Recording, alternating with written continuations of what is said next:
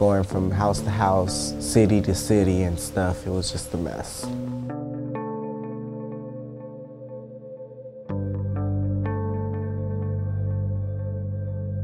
I became an escort. I basically had over 30 clients. Living on the streets it's hard because there's a lot of stuff going on. There's a lot of shootings, a lot of drugs, and a lot of fighting, and it's just crazy in the streets. I got shot because of the gangs and all that. It's pretty bad. I was shoplifting in order to find something to eat. Most of the time they come from abused families, or they have been neglected. When I'm about to go back to my mom, she doesn't want me back anymore. Yeah, so that's how I ended up in here. I asked her if I could go back, and she just texted me, sorry, you can't. I moved to California and I couldn't get a job or anything. There really is no typical youth on the streets in Los Angeles. They vary. They are youth who have been rejected by their family because of religious beliefs, because of failure to follow rules in the home. They're often asked to leave because they're 18 and all of a sudden they're perceived as an adult and that they have the ability to make it on their own when in fact they don't. The youth that Covenant House serves are often found under bridges and abandoned buildings, living on the streets. They're trying to survive, and they're doing everything possible to survive.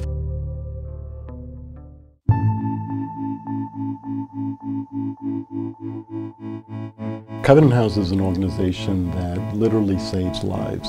We really open doors for homeless youth, reaching out to them on the streets and giving them a chance to turn their lives around. We have a van that goes up and down the streets, cruises the streets literally every single night of the year.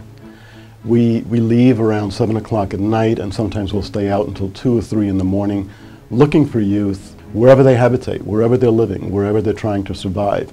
We go out and we try to engage them. We offer them something to eat, something to drink, blankets, clothing, always with a nurturing approach, and always with the intent, get them off the streets. When I first came here, I was really excited, really happy, because I was like, okay, this may be a really good place to try and get my life together. We first take care of their immediate needs, which is offer food, clothing, shower, a place to lay their head. And so far it's been really good. We bring them into our shelter facility where we offer a number of services that help them rehabilitate and become self-sufficient and independent. People are really friendly, they're really nice to me, the staff are really nice to me. Basically, they're hungry, they're looking for shelter, and they want a safe place. They want someone that cares and will help them. The way they take care of a person who comes into the system is unbelievable. You get your own bed, you get to have breakfast, you get to have lunch, and you get to have dinner. You never get that from other people. That's so amazing. This is a great place. When I came here, you can feel the different vibes and the sensation of good people that can help. Many of the youth, because they've been living on the streets, come in with some very serious health issues and they need immediate medical attention. Our clinic is here once they arrive to help them address those issues. Then they are assigned a case manager, and then we as case managers start working with them to establish a case plan. Typical client who comes to us really desires and craves that kind of relationship, and that's what I think our staff does so beautifully and wonderfully here, is they form those type of connections and relationships with these young people. And by having a better relationship, we get to know the client better, and that way, like I said before, if they want to go to school, we can help them through the enrollment process. So these are youth that are disengaged from society.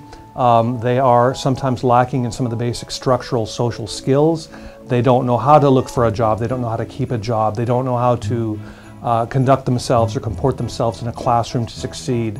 We're teaching them constantly, from residential to clinical staff to the ESP staff, all of these life skills that will help them to move forward with some type of stability and the ability to support themselves in the future. We provide them with tools that they'll need to actually go out and get a job.